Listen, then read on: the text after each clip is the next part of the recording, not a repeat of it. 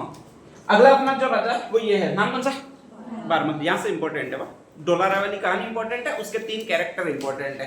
डोलाराय की पहली शादी मारवाड़ी, डोलाराय की दूसरी शादी मालवणी, वो षड्यंत्र करने वाला वो बीच में सुंदरा। ठीक है, 3 कैरेक्टर उसमें हमेशा इंपॉर्टेंट है, ध्यान रख लीजिएगा। नेक्स्ट है अगला जो राजा वो ये है, नाम कौन सा है? बारमल। अब तक जयपुर बसा नहीं, अब तक केवल आमेर बसा है। आमेर में भी मीणाओं का शासन था, उसको हटाकर धीरे धीरे इन लोगों ने अधिकार कर दिया। किसने अधिकार किया? कछवा वालों ने। ठीक है, कछवा वाले भी रेगुलर लड़ ही रहे। वो एक आया पृथ्वीराज कछवा, वो तो पूरे आमेर को 12 भागों में विभाजित कर गया। कितने भागों में? 12 भागों में विभाजित कर दिए। ठीक है, एक एक गांव सबको मिला, मतलब ये मान लीजिए उस समय तो जैसे डोली को हुगड़ी के लिए एक एक गांव मिलता है, आता है गांव तुम्हारा, वो गांव तुम्हारा, वो गांव उस बेटे का, वो वैसा ही है। अपने मावा डुली है, उसके कई सारे छोरे 10-15 कैसे कुछ है ठीक है, और फिर साले एक एक गांव सबने दिया हुआ है। ऐसे कैसे इनके काल में, पृथ्वीराज कछवा के काल में भी यही कंडीशन है। इनके समय इनकी जो मतलब औकात है वो डोली से ज्यादा नहीं है, हुकड़ी पर ही निर्भर है। कोई इंडस्ट्री उस समय थी नहीं, ध्यान रख लीजिएगा। ठीक है, ये हुकड़ी जितनी मिलती थी या टैक्स जितना मिलता था किसानों से, दाने जितने भी मिलते थे, उतना इनका खजाना होता था वाली बात है। ठीक है, ध्यान रख लीजिएगा। जयपुर कोई उस समय समृद्ध प्रदेश नहीं है। दूल्हे राय ने आरंभिक में स्थापना की है, बाकी एक जने ने 12 भागों में बांटा, एक जने के भाई है वो कहीं और जाकर रह रहे हैं, और धीरे धीरे कहा जा रहा है कि ये संग्रह कर रहे हैं, मतलब थोड़ा थोड़ा प्राप्त कर रहे हैं। तो इस रियासत की कोई हालत ज्यादा अच्छी नहीं है। जयपुर अभी बहुत अच्छा आपको सुनने में लगेगा, लेकिन उस समय एक कंगाल प्रदेश है, और कंगाल प्रदेश का अगर ये राजा भी खुद को कह रहा है तो ये भी कैसा भी आपके बिल्कुल कंगाल है। कैसा? कंगाल है। तो कहा जाता है कि इसका मूल नाम तो बिहारी मल है। ठीक है, और लेकिन कंगाल है तो उसको कोई बिहारी मल इतना बड़ा नाम लेगा नहीं, ध्यान रख लीजिएगा। आपके भी स्पेशली ऐसा ही चलता है। ठीक है, अगर आप धनवान हो तो आपका नाम गणेश जी होगा। ठीक है, और अगर आप गरीब हो तो आपका नाम गांगजी होगा। तो वैसा वैसा ही है, ये धनवान है नहीं। मूल नाम क्या है इसका? बिहारी मल। और स्पेशली इसको जो कहा जाता है वो क्या कहा जाता है भाई आपके?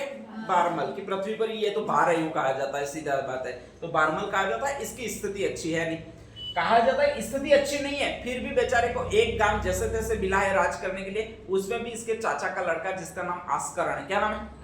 आस्करण। वो रोज का इस पर हमला कर रहा है, मतलब लड़ने के लिए आ रहा है। लड़ने के लिए सिंपल ही आता है, जैसे अपन काका के छोरों से लड़ने के लिए जाते हैं, वो एक लाकड़ी ले लेते हैं और एक हाथ में पौड़ा ले लेते हैं। ठीक है, ध्यान रख लीजिएगा।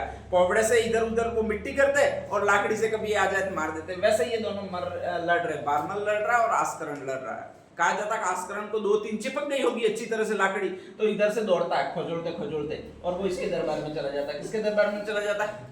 नागौर के दरबार में चला जाता है। सलीम शाह सूर वहां का है, ये अपन को कोई मतलब नहीं है कौन है कौन नहीं है, ध्यान रख लीजिएगा। ठीक है, सलीम शाह सूर को कहता है कि मैं तुम्हारी सहायता करता हूँ, एक को पीटने में मदद करो। किसको पीटने में मदद करो? बारमल को। सलीम शाह सूर कहा जाता है यहाँ पर वापस आता है और बुरी तरह से कूटता है। किसको कूटता है? बारमल को। थोड़ी सी हुकड़ी इटकी की हुई होती है, ठीक है, 2-3 बोरी दाने, वो इसको देता है। किसको देता है भैया आपके? सलीम शाह सूर को देता है, और जैसे तैसे निपटारा करता है। एक हाथ की हुकड़ी तो गई, किसको बनाने में? सलीम शाह सूर को मनाने में गई, ध्यान रख लीजिएगा। इधर से कहा जाता है कि ये आक्रमण फिनिश होता है, और इधर अजमेर का एक और आदमी होता है जिसका नाम हाजी खान पठान होता है। क्या नाम होता है? हाजी खान पठान। वो वही हाजी खान पठान है जो पहले आ चुका है उदय सिंह के काल में। एक नाचने वाली भी लाया था, कौन सी? रंगराय पातर। ठीक है, विदेश से लाया था। आदमी बड़ा टैलेंटेड, मतलब बड़ा खतरनाक था, ध्यान रख लीजिएगा। ठीक है, तो ऐसी कंडीशन में, और वो भी विदेश से जैसे तैसे लाया, और यहाँ पर एक भी बार नहीं नाची, उदय सिंह लेकर भाग गया था। ठीक है, तो बेचारा जैसे तैसे वापस ले पाया था। वही हाजी खान पठान होता है। हाजी खान पठान को पहली बार पता लगा कि किसी को 4 चपेट मारो 3 बोरी दाना मिलते हैं और कुछ नहीं करना है, ध्यान रख लीजिएगा। तो ऐसी कंडीशन में हाजी खान पठान भी यहाँ पर जाता है इस जयपुर वाले के पास में। जयपुर वाला कौन?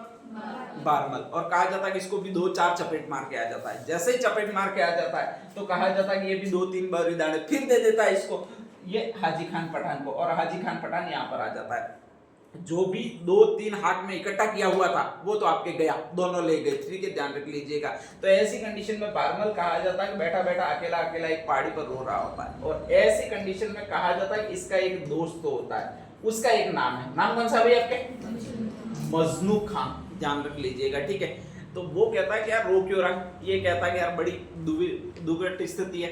एक भी गाँव या कुछ है नहीं मेरे पास में, क्योंकि जो कुछ भी है वो इन दोनों की कृपा पर है अभी, और ये हर बार मुझ पर आक्रमण करते हैं और कुछ ना कुछ धन ले जाते हैं। मैं जैसे तैसे इकट्ठा करता हूँ कर वगैरह वसूल कर, और ये उतना ही धन लेकर चले जाते हैं, ठीक है। और हर बार ये आते हैं, प्रॉब्लम है, और ऐसा कैसा ही चलता रहा तो मुझे आत्महत्या करनी पड़ेगी, ठीक है। और सबसे बड़ी बात ये है कि मेरा कोई दोस्त भी नहीं है, इन लोगों का दोस्त है, ये दोनों आपस में दोस्त बन जाते हैं, आस्करण दोस्त बन जाता है और कूट जाते हैं। तो मजनू खान ने कहा तू ऐसा क्यों नहीं करता, इनसे भी ताकतवर है, उससे किसी से दोस्ती कर ले, ठीक है। तो वो बताता कि ऐसा कौन है, तू बता ना भाई, मैं उससे अभी दोस्ती कर लेता हूँ, ठीक है। तो कहा जाता है कि ऐसा ताकतवर एक ही सम्राट है पूरे भारत का, और वो अकबर है। कौन है? अकबर है। कहा जाता है अकबर से तू दोस्ती कर ले, ठीक है। लेकिन कहा जाता है अकबर सामान्यतः मिलता नहीं है, तुझे उसको कुछ ना कुछ देकर वगैरह इंप्रेस करना होगा, ठीक है। पहले पहले भले ही कर्जा लेकर दे, लेकिन उसको कुछ देना होगा और फिर उसको इंप्रेस करना होगा, ध्यान रखिएगा। ये कहता है कि तू उससे मुझे मिलवा, मैं उसको इंप्रेस तो बना ही कर लूंगा, ठीक है। बस तुझे एक काम करना है, जब मैं इंप्रेस करने की कुछ कोशिश करूं तो मेरा परिचय दे देता है कि ये भारत में, राजस्थान में, मतलब राजपूताना में एक बहुत बड़ी जागीर है जिसको कहा जाता है आमेर, और उसके महानतम सम्राट है। महानतम सम्राट, ये नाम मत लेना, कौन सा नाम लेना अपना बड़ा? बिहारी मल जी है, ध्यान रख लीजिएगा। तो ऐसे नाम लेना और वो इंप्रेस हो जाएगा। कहा जाता है कि अकबर एक दिन अचानक बैठा होता है, और अचानक बैठा होता है तो वो जब भी बैठता है तब हाथियों का द्वंद देखता है, हाथियों का द्वंद देखता है, मतलब हाथियों को लड़ाता वगैरह ऐसा काम करता है, ध्यान रख लीजिएगा। और उस समय ये मजनू खां होता है उस बारमल को, यानी बिहारी मल को भी ले जाता है, ठीक है। और कहा जाता है कि दोनों हाथी लड़ाने लग जाता है। उस समय कहा जाता है कि उनका महावत नीचे गिर जाता है, और जैसे ही महावत नीचे गिर जाता है तो कहा जाता है हाथी है वो उसको रोकने की, मतलब मारने की फिराक में रहते हैं, दोनों क्रुद्ध हाथी होते हैं। और ऐसी कंडीशन में कहा जाता है कि सब लोग कहते हैं कोई बचाओ इस बेचारे को, बापड़े को, नहीं तो ये मारा जाएगा। बारमल को लगता है अब मुझे वीरता दिखाने का अवसर मिल गया है, अब मुझे इंप्रेस करना होगा। किसको इंप्रेस करना होगा? अकबर को। कूद पड़ता है अखाड़े में, ठीक है, ध्यान रख लीजिएगा। और कहा जाता है हाथियों को ऐसे करके चक्रवर्ती सम्राट की तरह या मान ऋषि की तरह रोक लेता है, कहा जाता है, ठीक है। तो ऐसी कंडीशन में कहा जाता है हाथी रुक जाते हैं और उसको खींच के बचा के वगैरह ले आता है, या फिर बचा के उसको ले आता है, ध्यान रख लीजिएगा। मजनू खान तारीफ करने लगता है। किसकी तारीफ करने लगता है? बिहारी मल या बारमल की। किसके सामने तारीफ करने लगता है? अकबर के सामने तारीफ करने लगता है, ठीक है, ध्यान रख लीजिएगा। अकबर कोई भाग भी नहीं देता, अरे ऐसे फालतू काम का ये छोट माथा मत का, ऐसे आते रहते और बचाते रहते, कोई फर्क नहीं पड़ता, बहुत अच्छा आदमी था, चलो उसको कुछ और दे देना और रवाना कर दे। कोई अकबर ज्यादा इंटरेस्ट लेता नहीं है, ठीक है, ध्यान रख लीजिएगा। मजनू खान वापस कहता है कि यार ये तो कोई बात नहीं बनी, तूने मेरी बात नहीं की। उसने कहा करने की बहुत कोशिश की थी, साले ने सुना ही नहीं, पता नहीं किस मूड में बैठा हुआ था। तो एक काम कर, नेक्स्ट काम कर कि अकबर का जन्मदिन आ रहा है, ध्यान रख लीजिएगा, और जन्मदिन आ रहा है तो वो अपना जन्मदिन बनाता है, उसमें तो महंगे उपहार लेकर आ। कहा जाता है जैसे तैसे कर्जा लेता है। कौन कर्जा लेता है? आपके बारमल। और उसके लिए महंगे से महंगे उपहार ले जाता है। अब अकबर के पास में पूरे भारत का सम्राट है, लाइन लगी हुई होती है उसके पास। ऐसा नहीं होता कि बारमल एक अकेला गया होता तो उसको बैठा कर चाय पिलाए, अरे कितने तोड़े का हार लाए वो पूछे, ठीक है। वो अपन सिंपल लोग पूछते हैं, वो तो दूसरा कोई ले आए दूसरे के लिए तो भी पूछते कितना तोड़ा लगा होगा, ओ इतना लग गया भाई रे, कहां से आएगा, तो वो इतना पूछता नहीं है। तो ऐसी कंडीशन में कहा जाता है जैसे ही दिया, मजनू खान ने वापस कोशिश की कि यार ये महानतम भारत के राजपूताना के सम्राट है, महान सम्राट है, और इतने तोड़े का हार लाया, अरे तू वापस दे दे इसको, फालतू काम की बकवास मत कर, ठीक है, भेज दे, दूसरों को आने दे, दूसरे क्या क्या लाए वो देख रहा हूँ। अब फिर जैसे तैसे कर्ज लिया था, और कहा जाता कर्ज लेकर गए थे, लेकिन अकबर ने सुनी ही नहीं। कहा जाता है वापस आए, मजनू खान को वापस बोले क्या, मजनू खान वापस आया करे यार, उसने भी पता नहीं आज किस मूड में बैठा हुआ था, नहीं सुनी। कहा जाता है मजनू खान को पहले पीटा और इसको भगाया कि 2 बार से जैसे तैसे काम कर रहा हूं और तू आने नहीं देता। यूं कहा जाता है कि उसने पता किया कि अकबर के सबसे पास में विश्वास पात्र व्यक्ति कौन है, उससे मैं मिलता हूं ताकि अकबर से मुलाकात कर सकूं। एक अकबर का बहुत अच्छा चाटुकार था, और उसको कहा जाता है चगताई खान। कौन सा खान कहा जाता है? चगताई खान। ये चुगली करने वाला इंसान था। जो चाटुकार होता है वो सबसे ज्यादा पास में रहता है, ध्यान रख लीजिएगा। तो अकबर को हमेशा चढ़ाता रहता था, तुम तो जिल्ले इलाही हो, वो इलाही हो, ठीक है, दीदे इलाही हो, अल्लाह के तुम ही अवतार हो। पैगंबर का अवतार कहता था अकबर को, ठीक है, ध्यान रख लीजिएगा। पैगंबर का अवतार हो, मोहम्मद साहब का अवतार हो, तुम तो बहुत अच्छे हो वगैरह करता रहता था, दयालु सम्राट हो। यूं अकबर को बड़े प्रसन्नता होती थी कि मुझे अल्लाह का अवतार कह रहा है, पैगंबर का अवतार कह रहा है। विश्वास पात्र अगर कोई व्यक्ति है तो वो यही है। कौन सा व्यक्ति है भाई? आपके चगताई खान है। और इसको पकड़ता है ये बारमल या बिहारी मल कि यार मेरी एक मुलाकात करवा दे। किससे करवा दे? अकबर से, ठीक है। मैं जो चाहिए वो उसको दे दूंगा। मैं अगर हीरो का हार चाहिए तो हीरो का हार दूंगा, और भी अगर धन चाहिए धन दूंगा, लेकिन कहा जाता है कि मेरी एक मुलाकात करवा दे। ये कहता है कि अकबर को हीरो के हार में वगैरह कोई इंटरेस्ट ही नहीं है। अकबर एक नंबर का लड़कीबाज है, उसको इसी में इंटरेस्ट है। किसमें इंटरेस्ट है? लड़कियों में या स्त्रियों में या नारियों में। तो तू एक काम करके उसको शादी करवा। किससे शादी करवा? तेरे घर में कोई भी, कौन हो, बेटी हो या बहन हो या बुआ, ठीक है, ध्यान रख लीजिएगा। अगर कोई है तो ऐसी बात कर ताकि उससे शादी करवाई जा सके। ये कहता है एक है, कौन है? बेटी, कौन है? जोधाबाई या फिर हरखाबाई या फिर मरियम उज जमानी। वैसे वो नाम बाद में आएगा, पहले दो ही याद है आपको, तो दो ही आते हैं, या तो जोधाबाई है या फिर कौन सी बाई है? हरखाबाई है, ठीक है। तो कहा जाता है तू एक काम कर कि अकबर अभी अभी, दिल्ली आने की जरूरत नहीं है, अभी अभी अकबर जियारत करने आएगा। जियारत का मतलब तीर्थ यात्रा करने आएगा, और अकबर तीर्थ यात्रा करने एक ही जगह पर आता है, ख्वाजा मोइनुद्दीन चिश्ती की दरगाह पर। कहां पर आता है? ख्वाजा मोइनुद्दीन चिश्ती की दरगाह पर। कितनी बार आया था? वेरी गुड, 14 बार। अकबर ने उसको कितने गांव दान में दिए थे? 18 गांव। वेरी गुड, ठीक है, ध्यान रख लीजिएगा, याद रखा करो ये। तो कहा जाता है 14 बार जियारत करने आया था। उसमें से कहा कि अभी अकबर एक विवाह यहाँ पर जियारत करने आएगा, अजमेर में आएगा, तो उससे मिल। और नेक्स्ट आगे कहा जाता है कि तू उससे दान देने की बात कहे या फिर देने की बात कहे। कौन देने की बात कहे भाई? बेटी, ठीक है, ध्यान रख लीजिएगा। अकबर आया और बारमल ने सीधा सीधा बोला कि मैं आपसे विवाह संबंध स्थापित करना चाहता हूँ, मेरी बेटी है जोधाबाई, उसका विवाह करवाना चाहता हूँ। किससे विवाह करवाना चाहता हूँ? अकबर, आपसे विवाह करवाना चाहता हूँ। अकबर ने कहा कि भारत के महानतम सम्राट है, राजपूताना के रहने वाले, बारमल जी इनका नाम है, बिठाओ और मेरे आपसे क्या होते जाते हैं? ससुर। हाँ, इनकी आवभगत करो, ठीक है, इनको कोई तकलीफ नहीं होनी चाहिए, ध्यान रख लीजिएगा। फिर अकबर इनकी तरफ मुखातिब वापस होता है और कहता है कि कब शादी करवाओगे ये बताओ, मैं आराम से बात करता हूँ, आज का दिन तुम्हारे नाम ही है पूरा, ठीक है, कोई दिक्कत नहीं है, कोई भी दूसरा आता तो उसको भेज दो साले को, इंपॉर्टेंट बात चल रही है। वो कहता है कि आप जहाँ अपना जब कहो तब हम शादी करवा देते। जब ये अकबर आया था उस समय 20 जनवरी थी। कितनी जनवरी थी? 20 जनवरी थी। बारमल कहता है अगले साल तक करवा देंगे, ये कहता है अगले साल का इंतजार नहीं करता हूँ। अब भी एक दिन आ रहा है, वैलेंटाइन डे। कौन सा दिन आ रहा है? कब आता है? 14 जनवरी। ये स्टार्ट कब होता है ये चौसले वैलेंटाइन डे वाले? हाँ, फरवरी में। हाँ, 14 फरवरी, वेरी गुड। अरे मैं भूल गया 14 जनवरी, मैं मकर संक्रांति मना देता। ध्यान रख लीजिएगा। ये एक तो दिक्कत होती है कि साला एक उम्र निकल जाती है, इसके बाद ये डेटें याद नहीं रहती है। जब तक 18-19 साल के होते हैं तब तक तो याद रहती है कि 14 फरवरी को वैलेंटाइन डे आ रहा है। जब तक शादी नहीं होती है तब तक याद रहती है बात, 14 फरवरी को वैलेंटाइन डे आ रहा है, वैलेंटाइन डे हो रहा है। जब शादी हो गई उसके अगला दिन से सारे दिन वैलेंटाइन डे ही लगते हैं, ऐसा होता है, ध्यान रख लीजिएगा, ठीक है। तो ऐसी कंडीशन में कहा जाता है अरे वास्तविक सही है, अभी मकर संक्रांति बन जाती पूरी पूरी। नेक्स्ट कहा जाता है 14 फरवरी है। 14 फरवरी वाली डेट स्टार्ट होती है, पहले chocolate day, rose day, propose day, और कौन सा डे होता है तुम्हारा? 3 तो हो गए। हाँ, बहुत सारे होते हैं तुम करते रहना, ठीक है। ये स्टार्ट कब से होता है? अरे 7 फरवरी से। कब से स्टार्ट होता है?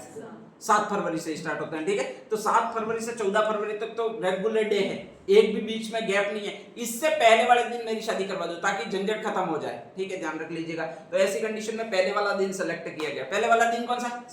6 फरवरी को, ठीक है। तो 6 फरवरी 1562 को शादी करवाएगी इनकी। स्पेशली अकबर जियारत के लिए 20 जनवरी को डेट फिक्स हुई एंगेजमेंट की या विवाह की। 6 फरवरी 1562 को फिक्स हो गया कि इनकी शादी करवा दी जाएगी, ठीक है। अब नेक्स्ट आगे इधर से ताम झाम वगैरह करने शुरू हुए, उधर से अकबर कह रहा करना ही क्या है, हमारे पास तो 3 ही वर्ड है। कौन से 3 वर्ड है? कबूले कबूले कबूले, ठीक है। शादी हो गई समझो, झंझट ही नहीं है। इधर वाले का एक ना यार, ऐसे शादी नहीं करवा सकते, ठीक है। थोड़ी हमारी बारात लेकर आनी पड़ेगी आपको, ढोल बाजे बजेंगे, फिर अग्नि के क्या करने पड़ेंगे भाई? आपके फेरे करने पड़ेंगे, तो हमारे यहाँ पर शादी मानी जाती है। नहीं तो ये कबूले कबूले कबूले वाली बोल देती है, शादी नहीं मानी जाती है। तो ऐसी कंडीशन में कहा जाता है कि अकबर को मनाया किसी न किसी तरह से, अजमेर से ही बारात रवाना हुई। अब शादी करवाएं कैसे, करवाए कहां पर, वो दिक्कत होगी। अगर अकबर ये ऐसी शादी कर देता तो मुसलमान नाराज हो जाते, ठीक है। अगर कबूले कबूले वाली नहीं शादी करता मुसलमान नाराज हो जाते, और सिर्फ कबूले कबूले कबूले वाली शादी करता तो यहाँ बड़े लोग नाराज हो जाते। तो ऐसी कंडीशन में अकबर ने कहा अपन एक काम करते हैं, घर पे मैं बारात लेकर नहीं आऊंगा तुम्हारे, ठीक है। घर पे बारात लेकर आऊंगा, कबूले कबूले कबूले कर नहीं सकेंगे, अपन एक मंदिर में शादी करेंगे। कहां पर करेंगे? मंदिर में। मंदिर चुना गया भाई, जयपुर के आसपास मंदिर कौन सा है? तो जयपुर के आसपास सांबर झील है, सांबर झील में एक मंदिर है जिसको कहा जाता है देवयानी तीर्थ। कौन सा कहा जाता है? ये इसीलिए फेमस हुआ है कि यहाँ पर अकबर ने शादी की है। बाकी देवयानी तीर्थ का कोई महत्व नहीं है, लेकिन अक्सर प्रश्न आएगा कि देवयानी तीर्थ कहाँ पर स्थित है, ध्यान रख लीजिएगा। कहाँ पर है? सांबर झील में, ठीक है। तो वहां पर कहा जाता है कि शादी हुई, वहां पर दोनों पद्धतियों से शादी हुई, इस्लामिक रीति रिवाज से भी शादी हुई और नेक्स्ट आगे फेरे भी हुए, ध्यान रख लीजिएगा। हिंदू रीति रिवाज से शादी हुई और अकबर की पत्नी बनी, वो कौन बनी? जोधाबाई। उस समय जोधाबाई की उम्र ज्यादा नहीं थी, 16-17 साल थी, ध्यान रख लीजिएगा, ठीक है। अब जैसे शादी का सीजन था, संपन्न हो गया, इसके बाद में विदाई की रस्में आई और विदाई की रस्में में जो लड़की होती है वो 3 तरह से व्यवहार करती है, ध्यान रख लीजिएगा। या तो अभी वाली लड़कियां तो सीधा हाय हाय बाय बाय करते हुए चली जाती है, ठीक है, कोई नहीं करती है। एक दूसरे प्रकार की लड़कियां होती है, वो कहती है तू यार सुन की मुझे भर देना, आंखों में आंसू आ जाएंगे, सबको लगेगा रो गई और 2 ठाकले मैं कर दूंगी और फिर चली जाऊंगी, ठीक है। एक और अलग कैटेगरी आती है, वो तीसरी कैटेगरी आती है, ध्यान रख लीजिएगा। माँ को पकड़ के रोएगी, फिर जोर जोर से भुगाड़े फाड़ेगी, फिर बाप को पकड़ लेगी, ठीक है। वो दूसरी औरतें जो भी होती है वो जैसे तैसे छुड़ा कर ले जाती है, भाई बैठी हो तो कार में बैठते बैठते वापस एक बार दौड़ के आ जाएगी और दादा को पकड़ लेगी, ठीक है। इस तरह से चाचा को पकड़ लेगी, पूरे मोहल्ले को जगा देगी, जैसे कि अंतिम यात्रा पर जा रही हो, ऐसे ध्यान रख लीजिएगा। तो ऐसे करती है वो, ऐसा नहीं है कल भी आना हो रहा है वापस आना, ऐसा नहीं है, बस ऐसा ही वो नाटक बहुत ज्यादा करती है। जो जोधाबाई थी वो अपनी तीसरी कैटेगरी वाली थी। कौन सी कैटेगरी वाली थी? तीसरी कैटेगरी वाली थी, ध्यान रख लीजिएगा।